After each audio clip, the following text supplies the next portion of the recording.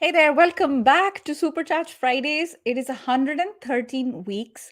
And before we get started, I wanted to wish a happy Holi to all my friends who are watching in India and around the world who celebrate Holi. It's a festival of colors, it is the start of spring, it is the start of spreading good, diminishing evil. And don't we need more of that in the world? And it feels a bit weird talking about celebration, considering there's a global pandemic, there's a war going on not far from where I am today. You know what? At the same time, all the more reason to celebrate life. And if you can do something to make someone's day better, whether it's in Ukraine, Afghanistan, Yemen, Iraq, floods, natural disasters, there's so much bad things around the world. If you can do that, do it. If you can't do it, make someone's day better who's around you. Speaking of making someone's day better, making someone's day worse. Speaking of good over evil, let's talk about what that looks like at the workplace. One word that gets tossed around a lot is toxic, right? And I had a chat with someone back in July about toxic boss, very specifically what it's like. And that person had a lot of experience with it. I don't think it's a conversation that's one and done. Like we've had this conversation. All right, we learned our lesson, all the best. I'm going to talk to the queen of detoxing from bad workplaces and shining again. So without further ado, I am so happy to welcome Jennifer Brick to Supercharged Fridays. Hey, Hello. Jennifer, welcome. Thank you for having me. I'm super excited to be here today. We're super excited to have you, Jennifer. So we're going to get right into it. We've got so much ground to cover. But, for anyone who's listening for the first time and is curious, like tell us a little bit about like what were you doing before and what made you do the job that you do today? Yeah, so I spent more than 12 years in the tech industry. So I started off as like a software trainer and I worked myself up to be a startup executive. So long career, I spent most of it in leadership. But through the course of what I did in my job and dealing with all of the politics and the work drama and all of that stuff, I actually also had a toxic job, which is what led me into wanting to learn a lot about it in terms of navigating it, the personalities, the psychology behind it. And so for my kind of personal healing journey, I ended up learning a lot. And then when I decided that it was time to leave corporate, because I honestly was never meant for corporate. I was always supposed to be an entrepreneur. I was just learning how to run a business on someone else's dime. I decided to start my company, and this seemed like something that I could talk about. And the first thing I did when I actually started my company was start a YouTube channel. And this became the center of what I talk about. So I talk on YouTube about, coworker dynamics with leadership, obviously toxic workplaces, toxic workplace recovery, and upleveling your career, because that's what I really want for people. Because the one thing that I've learned from my career is a toxic job isn't the end of your career. It's just a little blip in it. Yes. Yes, I love it. I love it. First of all, I wasn't really sure if it's the right place for me. I was learning how to start a business and I was doing it on their time. Anyone who's listening, if you have that entrepreneurial, what is the word? The bug in you, it's very hard to get rid of it, right? Mhm. So if you can relate with it, give us some likes and hearts. And speaking of likes and hearts and subscribe, please check out Jennifer on LinkedIn. She is so cool. And your channel, Jennifer, is doing so well. You are now at like 70,000 subscribers. So check out Jennifer's channel on YouTube. It's literally Jennifer Brick. If you search for it, you'll find it. And what I love, Jennifer, is a lot of your advice comes from direct experience. It's not blah blah academic study. Yeah. I mean, it's nothing. Sorry, no offense to people with their academic studies, but it's Yeah. coming from first world experience. Street smart advice. Yeah, I think that grounding knowledge in the academics, like I'm the person who will go and look for academic research, and academic research on toxic workplace dynamics is actually now just starting to become a thing, which is absolutely wild to me. But I think that experiential, like if you haven't been through a toxic work experience and kind of navigated all of the, I won't like curse on your show, but the mind apps that go into it of in terms of like realizing you're in a toxic job, having the goal to leave a toxic job, what it feels like when you get fired from a toxic job, which is like Yeah, a boyfriend that you don't like breaking up with you, and you're like, yeah. but what? Or a girlfriend. Yeah, Right? absolutely. No, And absolutely. then And then the whole process of getting over a toxic job, because the thing that actually surprised me most in the entire experience was I thought a toxic job was like a bad job of like, okay, like it's done, dust it off, carry on with my life. I did not expect what happened after my toxic job to happen in terms of the Yes. residual effects, the kind Yes. of beliefs, the behaviors that had been built as a coping mechanism within that toxic job to follow me into my next job. Yes, yes. Oh my gosh, that is so true. And Tegan, we are definitely going to be talking about the recovery part because what you're saying, Jennifer, is that it's not like you've left the place and your problems are over. Yeah. Actually, they're just getting started, which is such a horrific thought. You're like, oh man, I thought I escaped, you know. Yeah. So we have like so much ground to cover. I want to say hello to our friends who are joining us from literally every part of the world. You guys are awesome. Hey, G, Jennifer is awesome. Definitely follow her on LinkedIn.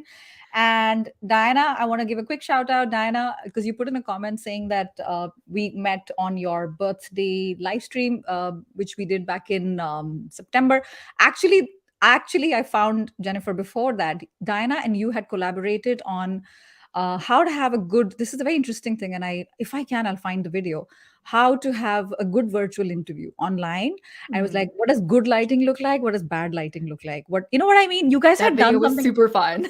but it was so funny. It was like meant to be funny, and that's how I found Jennifer. And I was like, oh Yeah. yeah, I got to reach out to this person. She's really cool. All right, amazing. There's some questions coming in and we're gonna get to them, I promise. But first, let's get started with simple definitions. Let's understand what is a toxic place? How do you know if you're in one? Yeah. Okay. So first, and we were talking about this before we went Yes. live, Yes. and and we've kind of touched on it already, but it's really important to speak to this because we do hear a lot of discussion about toxic jobs being conflated with a bad job. A Yes. toxic job and a bad job are not at the same level.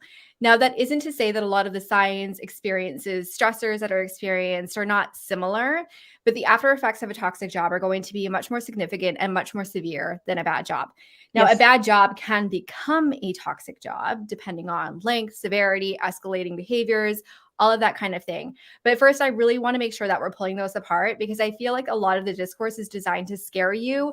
And I think that when we get into that mindset of like, oh my gosh, like I'm in this toxic job and like this is so serious, that sometimes we can actually like overinflate, like we can kind of hype up our own experience about it and make it things worse for ourselves, which we obviously do not want to do. I don't want to say like, oh yeah, you're like pretending you're in a toxic job or anything like that. Like your experience is your experience alone.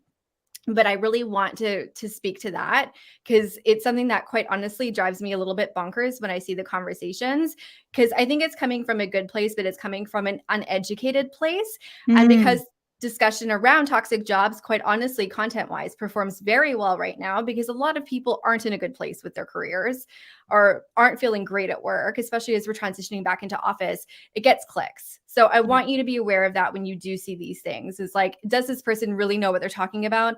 Are they talking about a toxic job or are they talking about a bad job? And am I in a toxic job or am I in a bad job? Okay. So Okay. So I'm going to pause you here for a second yeah, because we don't know this, right? Jennifer, you're the PhD here, so you get this more than I do. not actual Uh, PhD, just for clarity. just for clarity, any lawyers in the house, just keep quiet, okay? I know I said academics and now I'm saying PhD. So for those who don't understand the difference, right? Firstly, like we said, the word gets tossed around, Yeah, toxic, toxic. It gets more clicks, it's more relatable, but it's yeah. such a strong word. Mhm. What is the difference between a bad job and a toxic job? Because it's like I'm a geeky Venn diagram Mhm. person, right? So there is that thing in the middle, the sweet spot or the sour spot in the middle. Then we know it's but what is the main difference? Yeah. So I think like I could probably just spew off the top of my head 50 different signs of a bad or toxic job that are honestly the same. What ultimately comes down to it is the differentiator between your experience. I also want to caveat that your toxic job could be someone else's dream job. So this is a very individual experience. I cannot definitively say to you if these circumstances exist, it is absolutely a toxic work environment. What was a very toxic job for me was literally the dream job for some of my coworkers who are still at the company, still love it. It's why I will Mm, not bash them because mm, just because it wasn't for me, it was a mm. terrible fit for me, does not mean it's bad across the board. So I want to start there. I think the first thing that we need to look at in terms of differentiating a toxic job from a bad job is the levels of safety. So is there psychological safety? Is there emotional safety? Is there physical safety? And sometimes when I say this, people are like, well, that just sounds ridiculous. Like, of course they're physically safe in your work environment. Not in all cases. And so we need to look at all of these. Like, do you feel like you can actually express your opinions? Do you feel like you can express who you are? These are things that are going to create a positive work environment or a very toxic work environment or somewhere in between. Yeah. But when there's low levels of actual safety in Yeah. any of those regards, Yeah. that is a staging for a toxic work environment. Okay. Anything Okay. else? Yes. So of course. I mean, again, I can go on this forever. So I think other like safety is kind of like the primary factor But because I'm when we glad look you mentioned it's not just psychological. And shout out to Amy Edmondson. I'm gonna tag her here. Physical safety. People are like, how ridiculous. If you're not working in a factory with fire, why do you have to worry about physical safety? Well, can you go there just for like a minute and in a like white collar, like corporate environment? What does physical safety mean? I mean, so I had a client that had her like a colleague throw like a literal conference, those big conference phones in like a Yeah. meeting room, Yeah. literally The threw one at spider. her. Yeah, What? literally threw one at her. Yeah. I have had clients that have had all different types of assault occur to them Yeah. in the workplace. We can't Assault. pretend that those Yeah. things do not happen. No, we can't pretend. No. And I don't want to dive too deep into that because I know No. that that's a very triggering thing. Yeah. But yeah, so and it could even be like, the person who is throwing things around or even just using physical intimidation. It doesn't have to be that like your boss is like coming and slapping you across the face because like honestly, for most people, that does not happen. But there can be a level of physical intimidation that comes into play as Yeah. well here where you don't feel safe. Yeah. And I think the thing that also like just gets undercounted is like the emotional safety in the workplace. Like, Okay. and we can even like take it to the extreme of like, the shame around crying at work. Yeah. Well, what if I do cry? Yeah. What if I cry because I'm happy? What if I cry because I'm angry? What if I cry because I'm sad? Now, I'm expressing myself. Yeah. exactly. And like, but if that's ending up in being bullying and shaming and all of these things after, like there's emotional ones where like your emotions are not supported, you're not safe to experience any emotion. Outside of the actual kind of safety realm though, there's a couple of things that I see in toxic work environments that really make them toxic work environments for people. Yeah. So first of all, when there's low levels of confidence, trust, and vibes. So what I mean by that, confidence is a lack of confidence in each other. This is something that I think most of the people that I've worked with that have been in a toxic work environment, have experienced a toxic job, have been in a situation where people don't like their boss doesn't feel like they're competent enough to do their job. Coworkers don't trust each other to do their job. There's, employee monitoring. There's like timesheet reporting when it's absolutely not necessary because there's no billing out. Like there's all of these things where there's not confidence. There's a lot of like micromanagement and unfair criticism of work. Yeah. Going into that is a lack of trust. Yeah. Right. Yeah. So, and this is something that like in my toxic job detox program, when we got into this, everyone was like, whoa, like I did not even realize that this was happening, but OMG, this is happening. So no one trusts each other. Boss doesn't trust you. You can't trust your boss. You can't trust your coworkers. They don't trust you. And I think the reason why these two things of confidence and trust are so dangerous is that when you're saturated in this environment where there is no trust, where there is no confidence, you actually start to lose confidence in yourself and you start to lose trust in yourself. Yes. It permeates all areas of your life. What's wrong with me? Yeah. So like you start to question your own decisions because you're being, micromanaged to the nth degree. You start to lose confidence because you're constantly being demeaned and demoralized by your boss or your coworkers. So these things start to actually impact the way that you feel about yourself as opposed to just the way that other people feel about you or even you feel about other people. And that's where a lot of kind of the residual stuff happens, which we'll obviously get to. Yeah. But then most important, like another thing that like I think I'm like a little bit hippie and I know some people are going to roll their eyes, but I think like low vibes is a thing. Like one of my things when I was in a toxic work environment. Could you repeat that? What is the thing? Low vibes. So just kind of like, let's talk about that. Yeah. It's like negative energy, right? Yes. So Yes. I remember when I was in, like, my toxic job, I Yeah. expressed my concerns to my boss. I'm like, "I just feel like I'm becoming a negative person Yes. being here." Yes. Like, I just feel like I'm being dragged down into the mud. That's what it felt like to me. That sounds awful. Like, I mean, I was honest about it. I knew exactly what I was experiencing, and I communicated it to them. But I think that that also is something that can carry with us, because I think when we're in this energetically depleted state because we're having to deal with these people, that is the energy that we are around. It is kind of the attitude and psychology around us.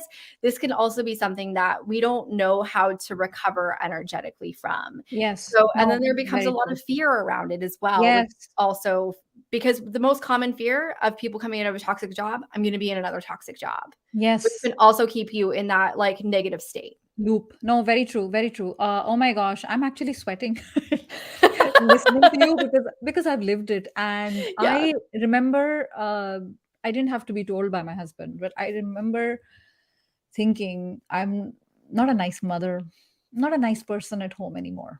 And it was one of those things that it just wasn't a workplace thing and I could switch it off, No, right? So it's no. just triggering and almost traumatic, right? For Well, some people. it is, and if we look into the neurochemistry behind it, what's happening in this is in the situation is your amygdala is constantly being Yes. activated. So Yes.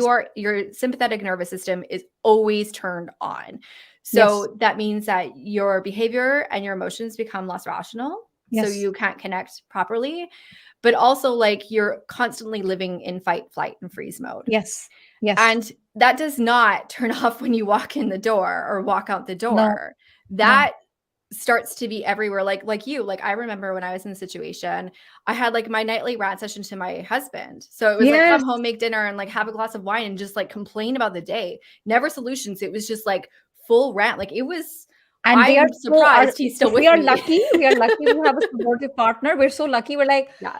after some time, they're also like, oh, not again. Like, I have to listen to this again because they're like, is there anything else we can talk about?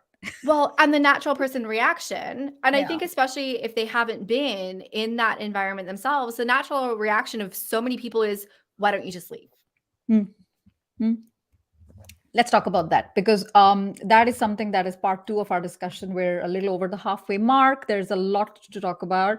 So many fantastic people joining us, and they are like, dude, you're speaking our language. Like, you're speaking my language. And I want to give a shout out to a friend of mine who's a fellow Canadian, actually, Yay. because Jennifer is originally from which city, Jennifer? Vancouver. Vancouver. Stefano's in Montreal. I love the distinction between a lot of brains are getting blown with that distinction because we just think it's bad, so it's toxic. Not necessary, right? One is, I would say, in the spectrum, one is really worse than the other, like Yeah, in its degree. yeah. And before we continue, I wanted to just take a couple of very quick questions. So, Melissa, you're talking about, okay, how can we stay motivated in a job search while already in the toxic environment? Because, Yeah. we got to show up, right? With your best, put on Yes. your best face, Yeah, best feet, best fit, best foot forward. How do you yeah. do that if mentally you're just, you know, This is one of the biggest struggles of people that are in it, in their escape strategy. So this is something that, like, I've talked a lot on my channel, I talk about it on LinkedIn, but of course, I'll talk about it right here.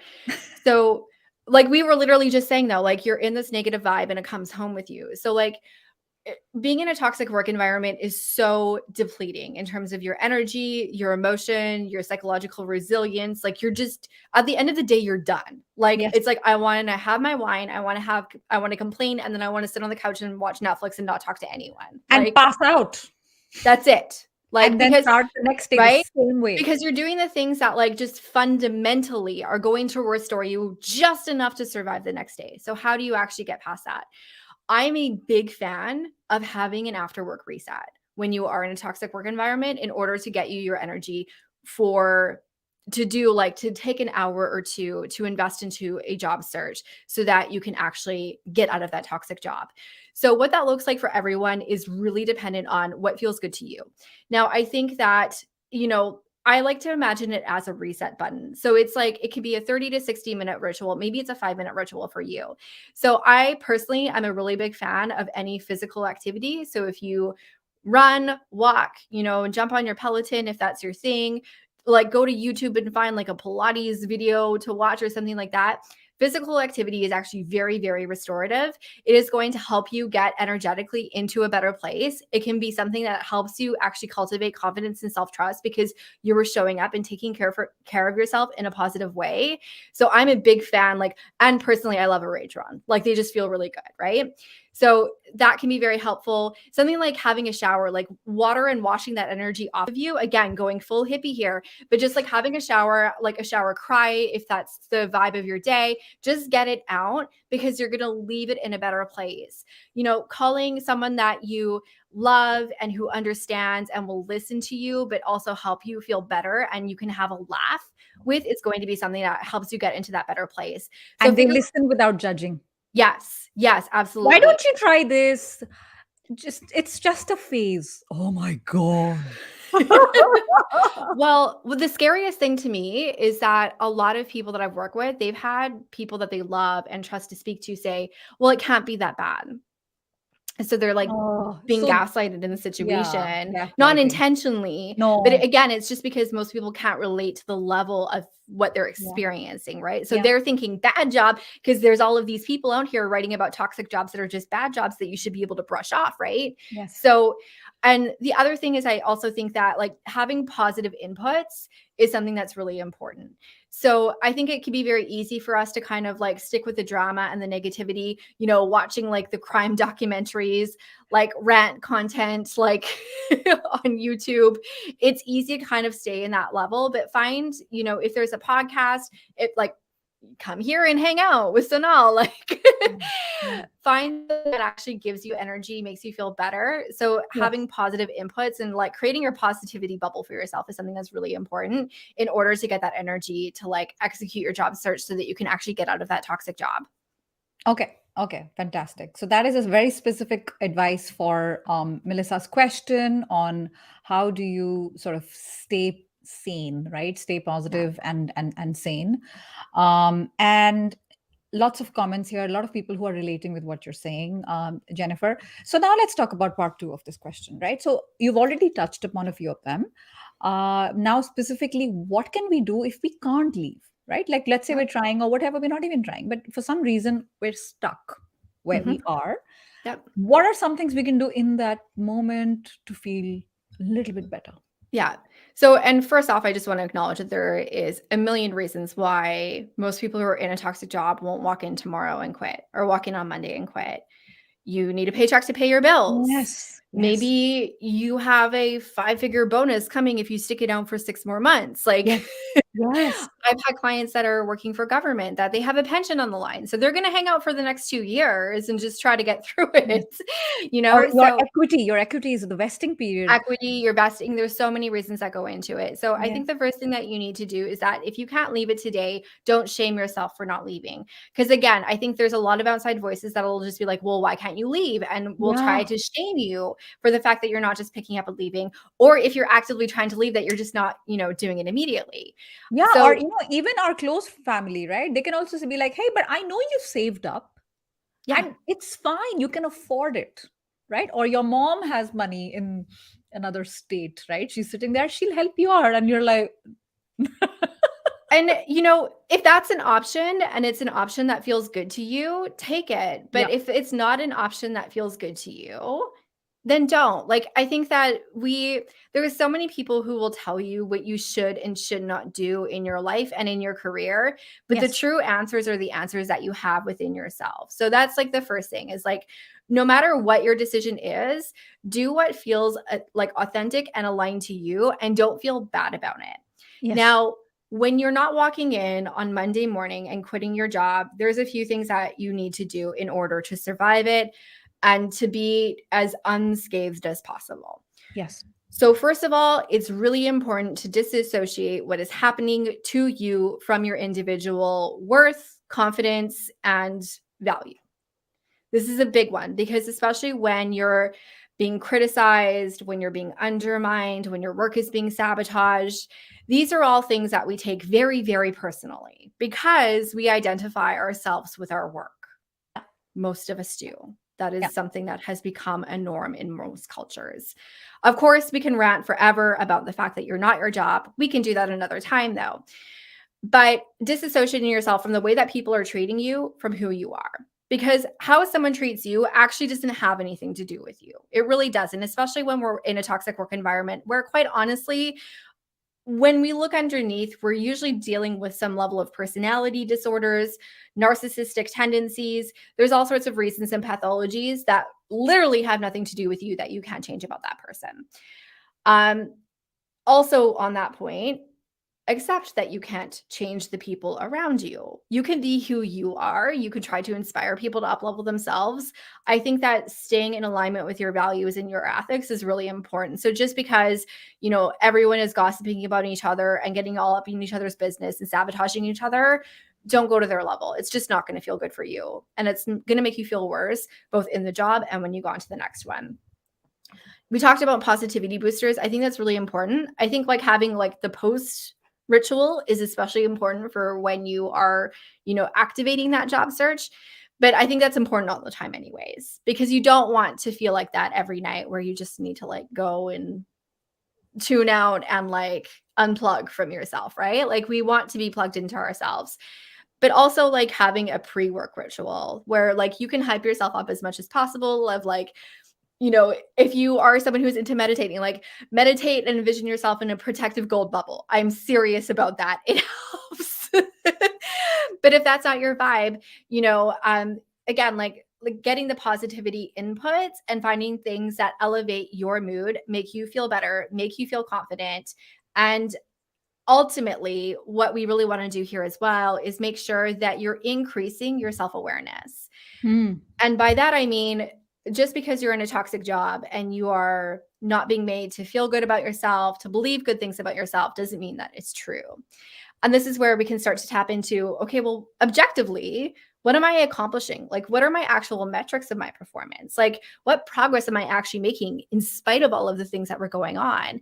I'm making sure that, like, once a day or once a week, taking note of the great things that you are doing, which I think you can especially give yourself props for because you're not necessarily in a situation that it is easy to make those things happen. And dude, showing up smiling every day would deserve a freaking Academy Award. No less. No, really. Like give yourself an Oscar. I'd like to thank my mom and my dad. My God. But there is something to actual smiling because it is facial feedback. So when you smile, like if you're in a bad mood, but you're like in a situation where you have to smile, like I felt this all the time when I was like in retail and working as a cashier is like, I want to smile because like good customer service. But like within an hour, I would actually be in a really good mood, even if I came into work like in a really bad mood. So actually smiling is something that does elevate your mood. It is also someone, if you want to be the person, which I don't necessarily recommend, but sometimes like the miserable people, when we look at what's happening behind them, is like they're miserable people, they're insecure people, they don't feel good about themselves. And that's their way of trying to make themselves feel Yes. better is by tearing other Yeah. people down. And sometimes it can be triggering to them when it's not working. And Yes. sometimes that honestly, like I'm not saying to trigger people intentionally because I think that's really awful. And I want us to approach everyone with a high level of empathy. But sometimes it's like, well, you're not really getting to me because Yeah. sometimes, especially if you're being targeted, that can be the thing that makes them move on. Not always. Yeah. Sometimes it makes them double down. So like play carefully here. Be careful. Yeah. Yeah. But Yeah. like No. don't Yeah. let it ruin yourself and your vibe because Yeah. you're an awesome person. You have a high level of potential. You have a lot of capabilities, skills, and expertise and value that you're bringing. And don't let anyone make you forget that. Yes. Oh my God. There is so much gold you shared here, and there is going to be so much more if you want to check out Jennifer and her work. Jennifer, this is what you do, like the recovery aspect. This is your bread and butter, your livelihood, your passion, your mission. So if you want to check out more, check out Jennifer's website.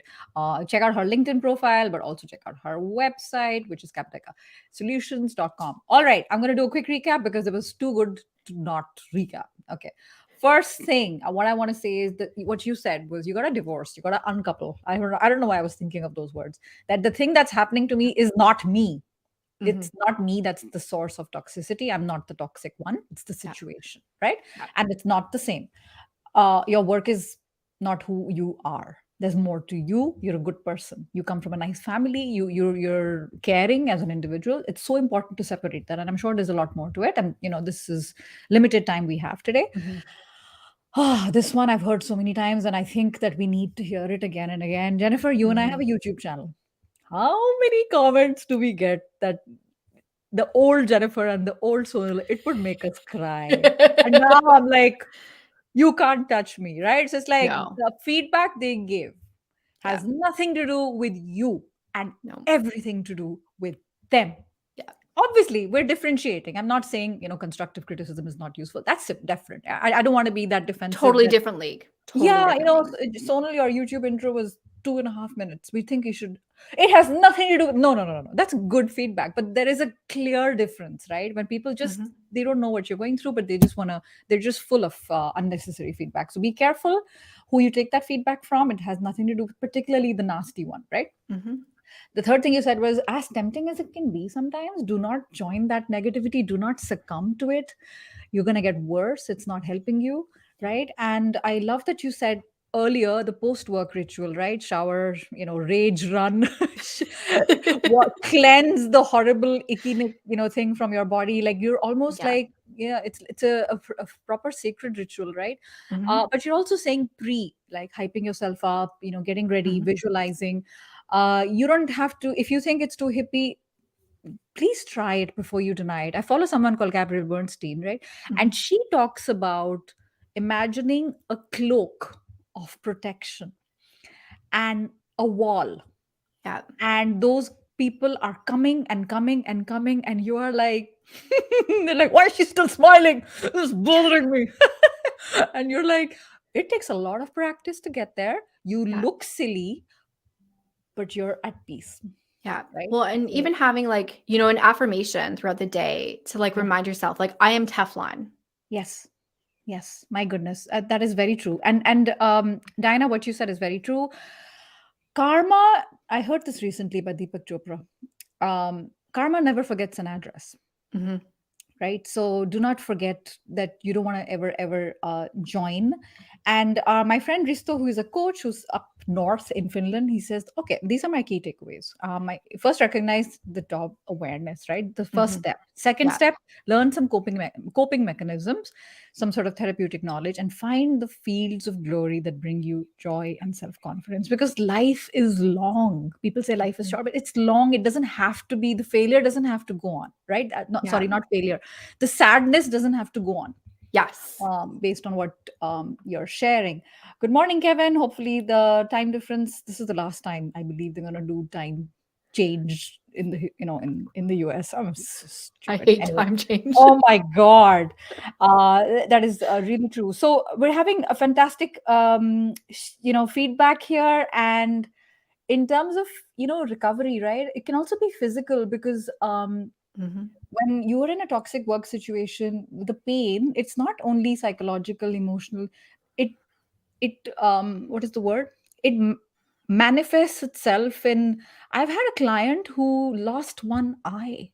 I know that sounds awful, Yeah. um, because of a lot of stress and moving Mhm. jobs between countries. I've had a client who had ulcers to the point of Yeah. needing surgery. So Yeah. recognize those things as well, because Jennifer, I heard you talk about it, and the healing is not only spiritual and emotional, right? Mhm.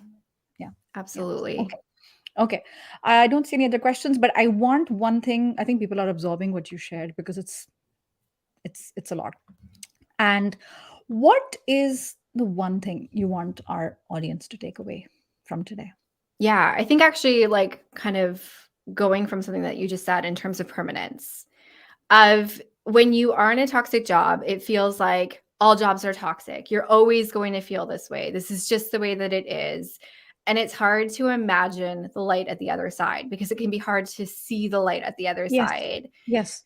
And I think because there is, again, just there's increasing awareness, but there's low levels of expertise about what this actually looks like in terms of like, obviously, like therapy plays a role in here. I'm not going to discount that, but also getting your career strategy and your career confidence on track and just energetically getting your life back on track is a whole other thing, but it is possible. But Yes. when you're aware of it, when you're ready to move through it, you can begin to release it, which is going to allow you to really elevate from there.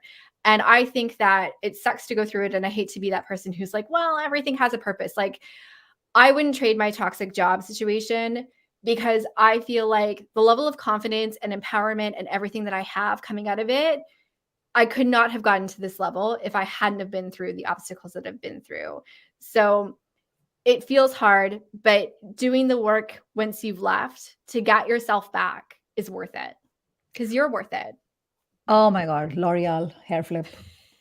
I think this is really important and it's a very hard truth for anyone to swallow. Okay, Jennifer, you're saying this, and I wholeheartedly agree with you on the toxic thing that I was talking about as well. Mhm. The amount I learned about myself, about what to do, what not to do, Yeah. who's a good boss, who's not a good boss, Mhm. and the amount of empathy I Yeah. have for others who are going through this is at a very different level Yeah. simply because I've lived it, right? Yeah. So I wouldn't change that in the past. I'm like, it could have been smoother. It wasn't meant to be smooth, right? It was meant to be Yeah. hard. So you are stronger on the other side, as Mhm. horrible as it felt Yeah. in that period.